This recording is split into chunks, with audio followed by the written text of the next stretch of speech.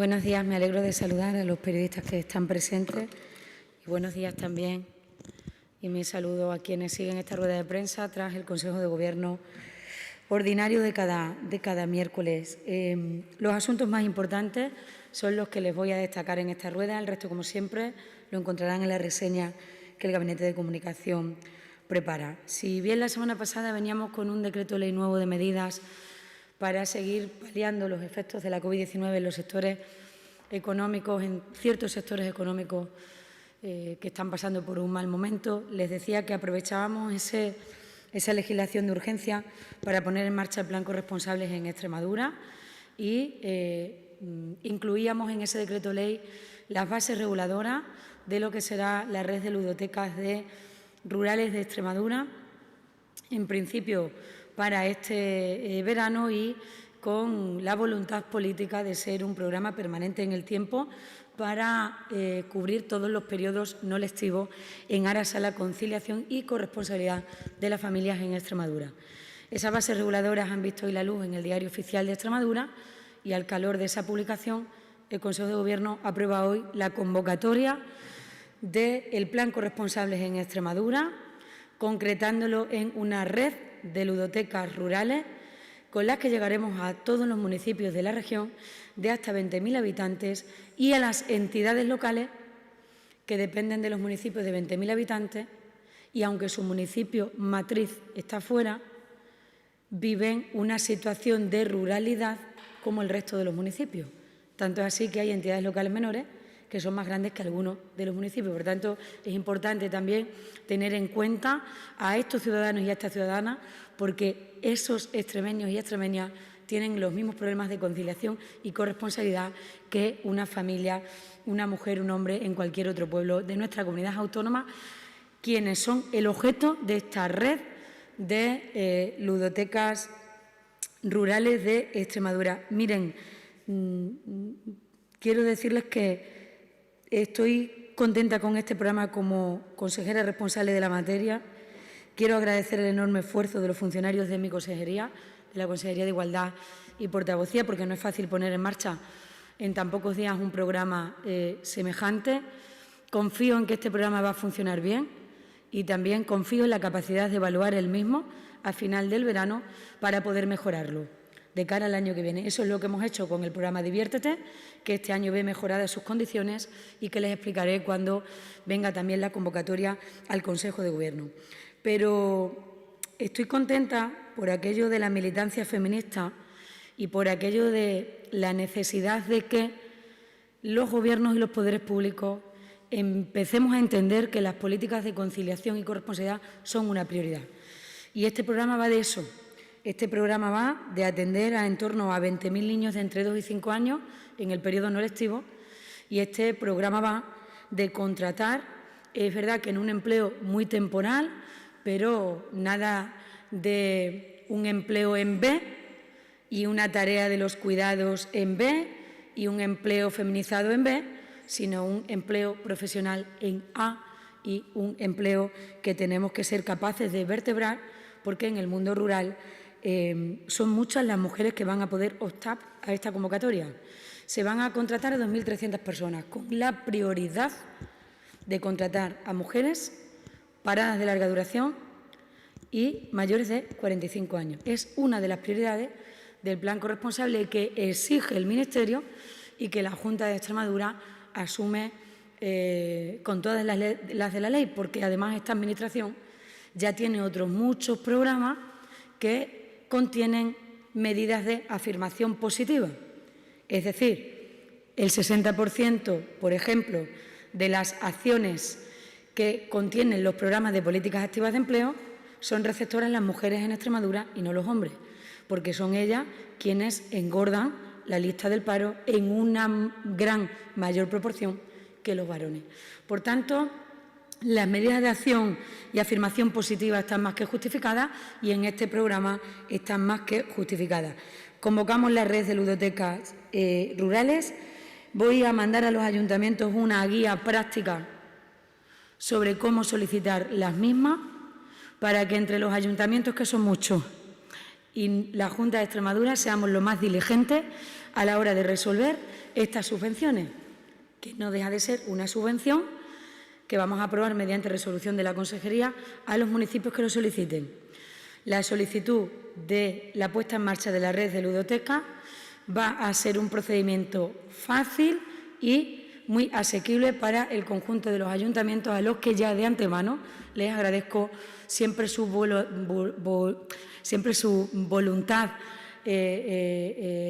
y atención para responder siempre a la Junta de Extremadura ante la premura de poner en marcha un programa nuevo como este. Lo hicieron el año pasado las mancomunidades con el Diviértete y estoy convencida de que los ayuntamientos también lo harán. La convocatoria de hoy prácticamente recoge en su integridad lo que ya escribimos en las bases reguladoras, no hay nada sustancial. Eso sí, quiero decirles que no se quedarán fuera las entidades locales menores dependientes de municipios matrices que son de más de 20.000 habitantes, como puede ocurrir, por ejemplo, con Plasencia o con Don Benito. Traemos una segunda convocatoria que tiene que ver también de nuevo con las entidades locales. Esta es una convocatoria que se hace todos los años. Es la convocatoria para las obras y servicios de interés general, más conocida como AEPSA.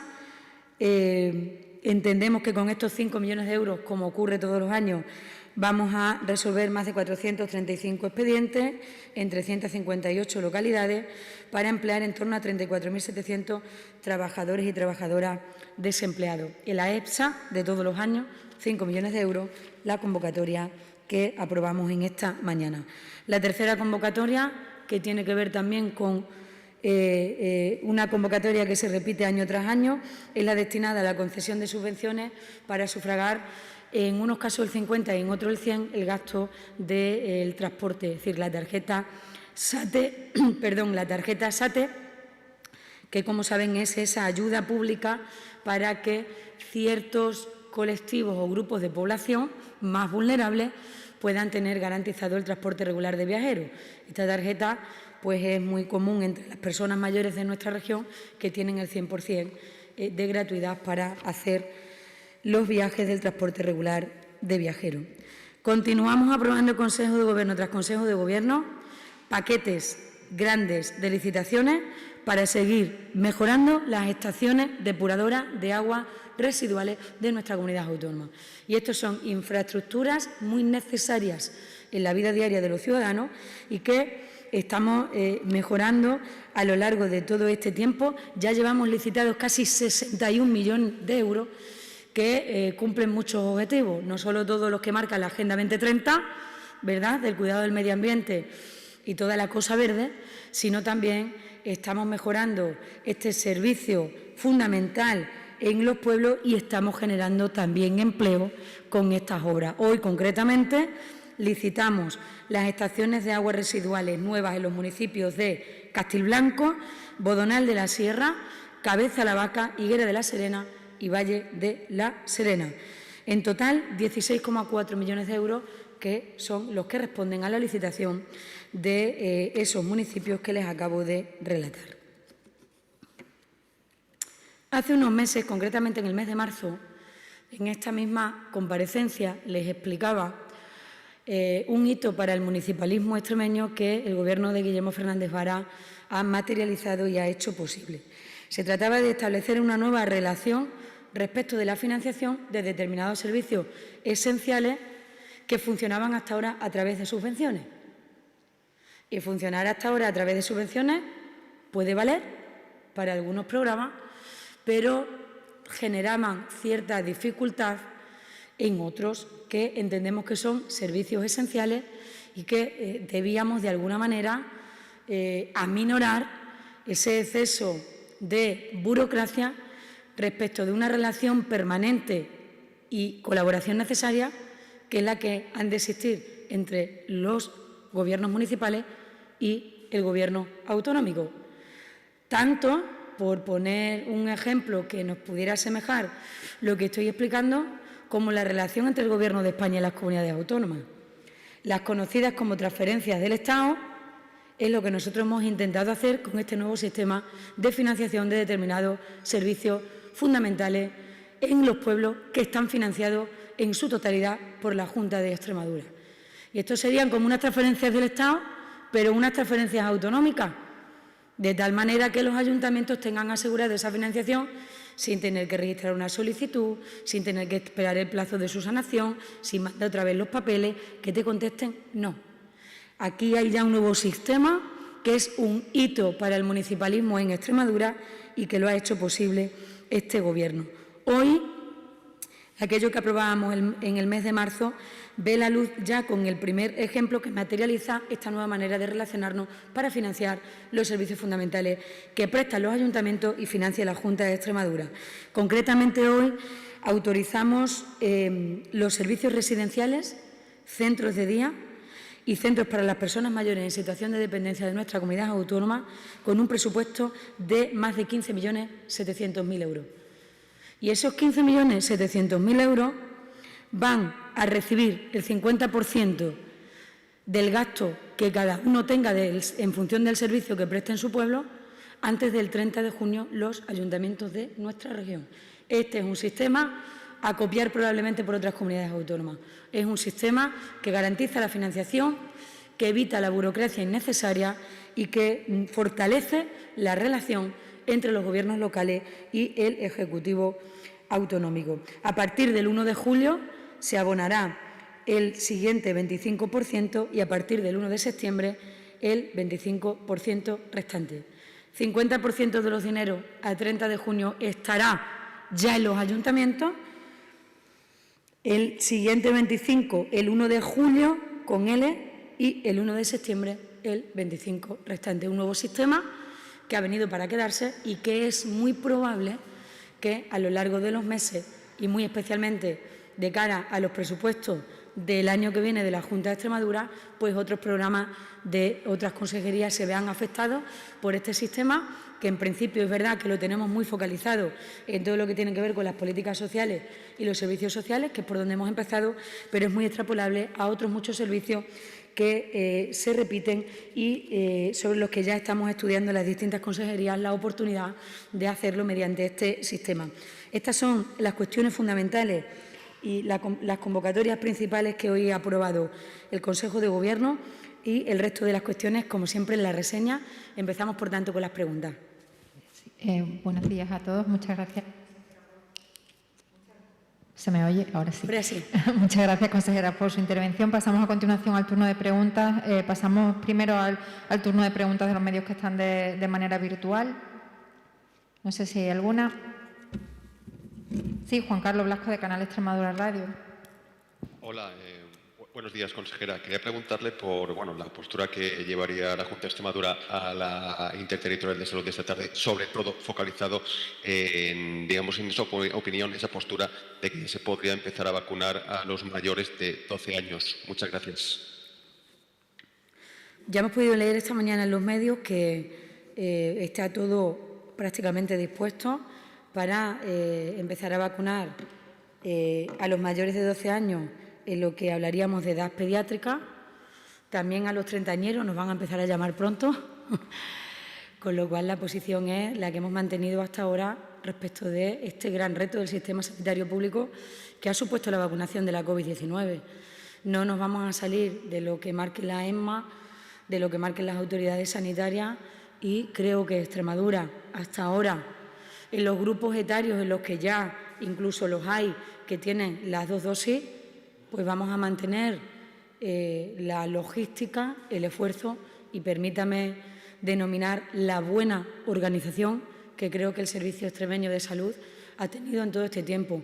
Por tanto, al calor de su pregunta, de nuevo, el reconocimiento de los profesionales, de los gestores de la sanidad pública extremeña, que no son políticos y que son gestores a los que no vemos probablemente en ninguna rueda de prensa, pero que creo que han ordenado bastante bien. Entonces, con los siguientes grupos etarios, pues se vendrá haciendo como hasta ahora.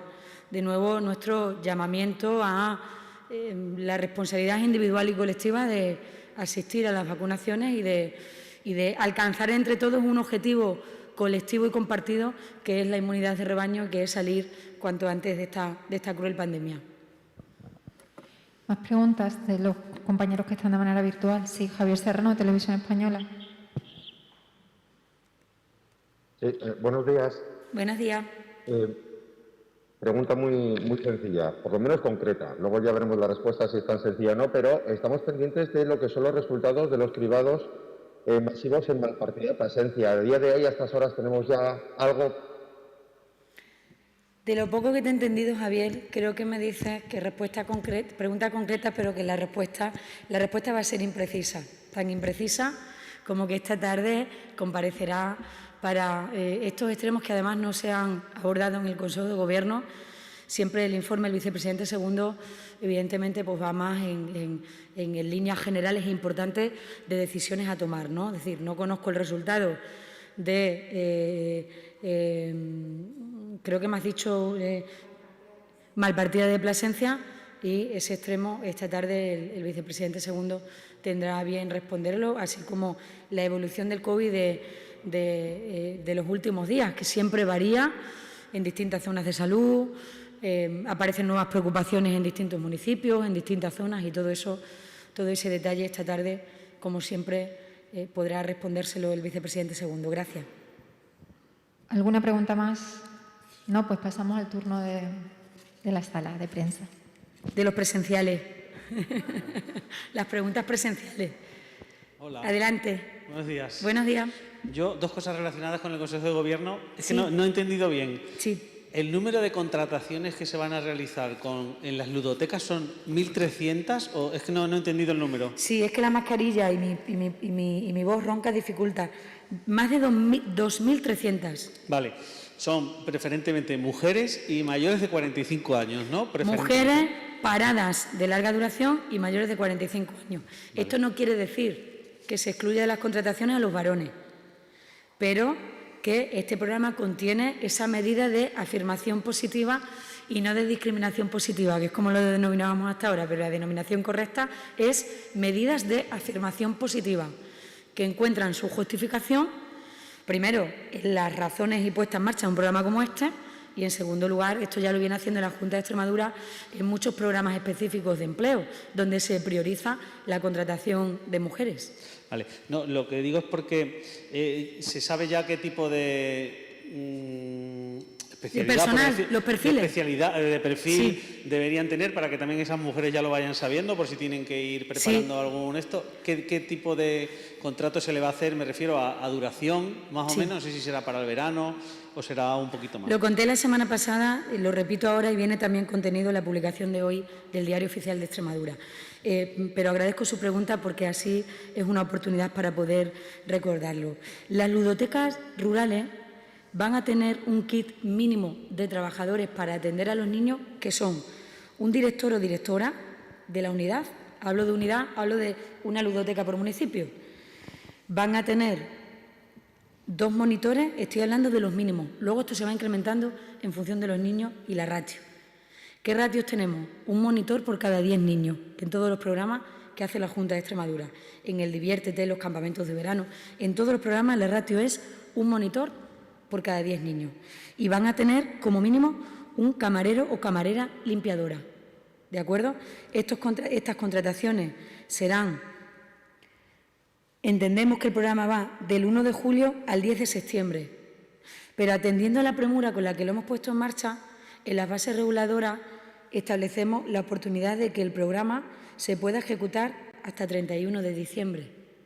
¿De acuerdo?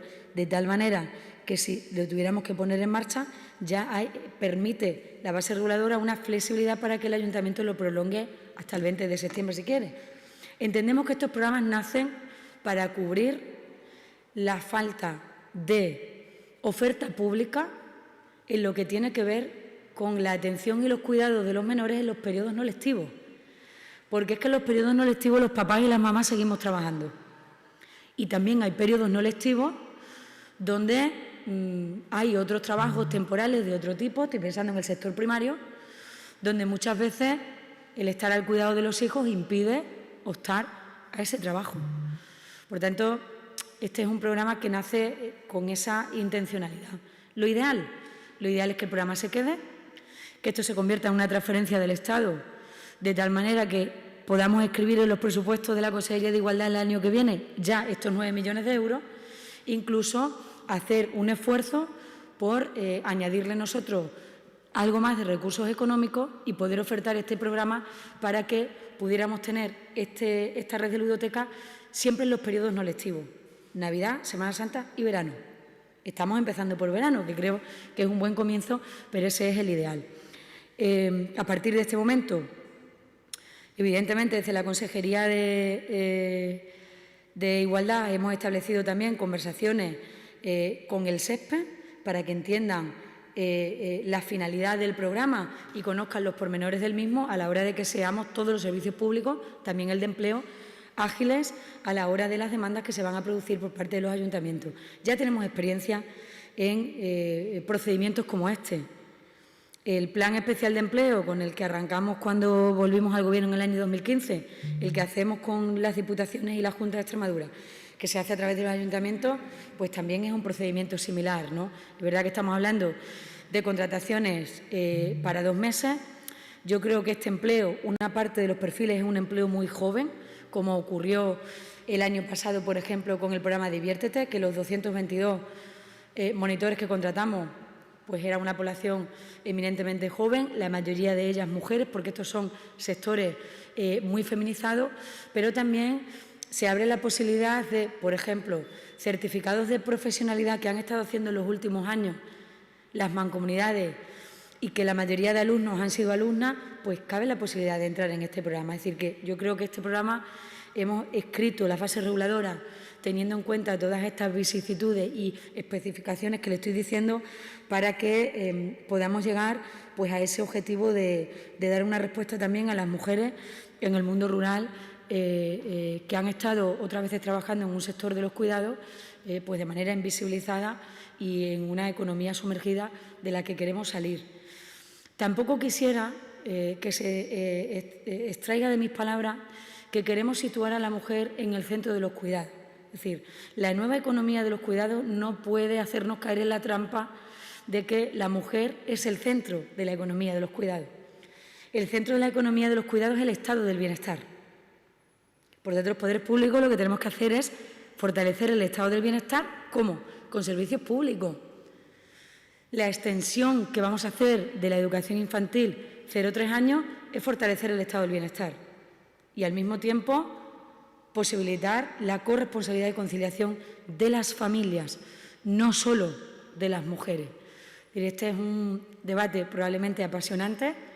Esta es una de las cosas buenas que nos ha traído el COVID-19, el evidenciar que cuando los colegios se cierran, los papás y las mamás, ¿no? Porque ¿qué es lo que nos ha traído el COVID? Que no podíamos quedar a los niños con los abuelos, porque los teníamos que proteger de la enfermedad. ¿Y dónde los llevábamos? El papel de los abuelos es muy importante, es fundamental en la vida y el crecimiento de nuestros hijos.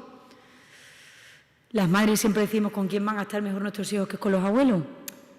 Pero yo creo que los abuelos no podemos convertirlos tampoco en unos cuidadores profesionales en la época de júbilo de sus vidas, ¿no? Sino que los poderes públicos tenemos que tener una oferta pública suficiente sin caer en el error de situar a la mujer en el centro de los cuidados, sino el estado del bienestar en el centro de los cuidados y en la capacidad de oferta pública para los cuidados. Siguiendo con el Consejo de Gobierno, no sé si nos puede, aunque no de datos específicos, pero sí nos puede adelantar si se ha aprobado algún cierre perimetral en algún pueblo de Extremadura. No, no se ha aprobado ningún cierre perimetral. Vale. Por tanto, se entiende que están vigentes los que se determinaron en el Consejo de Gobierno pasado. Quiero decir además que ahora los cierres perimetrales conllevan una autorización judicial, no una comunicación, una autorización. Por tanto, ni que decir tiene que son revisables a los 15 días, como manifestamos la semana pasada, en el caso de que lo hubiera habido o lo hubiera anticipado. Y una última cosa, que sí. Es en torno a las oposiciones de secundaria, que al parecer, si tienes COVID o eres un contacto, no hay otra convocatoria para esas personas que están, digamos, que tienen COVID o que son contactos, y teniendo en cuenta que para la EBAU sí lo ha habido y que bueno, que es relativamente fácil que te pueda pasar, sino creo que esto también es un poco que resta oportunidades, ¿no? Digamos, a esos opositores que, por mala suerte, entre comillas, pues han podido coger la enfermedad o ser un contacto estrecho de otra persona. No puedes ir parcialmente. No puedes ir al primer ejercicio, que tiene lugar el próximo sábado 19 de junio, pero si estás en esa situación, sí te amoldan la segunda y tercera parte de la oposición. La segunda es la lectura del ejercicio que has hecho primero escrito y la tercera es el tribunal, la exposición final de la parte didáctica y supuestos prácticos. Pero esto fue lo que se acordó en mesa sectorial a la hora de establecer el procedimiento selectivo de los profesores y las profesoras de secundaria en el año en el que tocan estas oposiciones, que es el año 20, y bueno, es probable que se pudiera dar alguna situación de injusticia, pues probablemente, pero es muy difícil articular todo un sistema de respuesta a toda una circunstancia nunca antes dada, ¿no? Y es probable que esto, como habrá ocurrido con otras decisiones del COVID-19, pueda generar alguna situación de injusticia. Pero no puedes ir parcialmente, no puedes ir al primer examen, pero sí puedes ir al resto de los exámenes, al resto de la parte del concurso oposición, que es como se llama. Muchas gracias. Adelante. Hola, buenas. Sí, yo quería saber su opinión sobre los problemas laborales del Centro de Cirugía de Mínima Invasión, ya que cuenta con financiación autonómica. Una valoración en lo que me has dicho, Juan. Es que no, lo de las mascarillas y no sé si es que hay eco. Bueno, la valoración es lo que ya le hemos contestado además a su medio por escrito en la tarde de ayer. Se está procediendo a una reorganización interna de las áreas de trabajo del Centro de Cirugía de Mínima Invasión Jesús Usón, y este es un proceso en el que se está inmerso desde el año 2018. Está todavía en curso y los objetivos fundamentales son adecuar las actividades para realizar los fines fundacionales de la propia entidad, y además hemos de tener en cuenta que el 60% de los recursos económicos de la entidad provienen de sus actividades de investigación y de los servicios prestados a empresas y a otros centros de investigación, tanto nacional como extranjero. Por tanto, eso requiere pues, de una continua reorganización. En cualquier caso, y ante las preguntas que también nos ha hecho el diario hoy y que hace usted también en la rueda, máxima colaboración siempre con la justicia, en este, como en cualquier otra investigación que se inicie de oficio, solicitud de información que se pida, como no puede ser de otra manera, ¿no?, por parte de la Junta de Extremadura. Pero ese caso concreto que conocimos ayer en un medio de comunicación y que hoy se amplía y extiende la información diciendo que no es el único caso, sino que hay más, responde a una situación de contexto que es la reorganización del trabajo de la propia Fundación Centro de Cirugía Mínima Invasión, que se viene realizando desde el año 2018. Muchas gracias. Bueno, si no hay nada, muchas gracias a todos. Pues venga, buena semana. Muchas gracias.